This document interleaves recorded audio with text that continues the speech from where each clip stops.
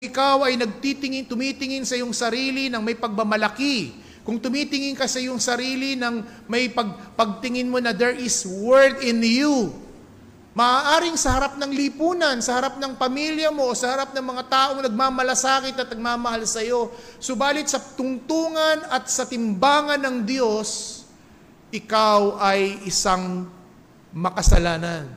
You are a rebel, a transgressor. In fact, in verse 2, ang sabi dyan, in verse 1 pa rin, there is no fear in God before your eyes. You are self-centered. Pina-flatter mo ang iyong sarili. At isang example po dyan ay tingnan mo ang iyong Facebook account. It's more about you. Are you using the Facebook to self-promotion, for self-glory? Or are you using your Facebook account for the promotion, for the glory and expansion of God's kingdom?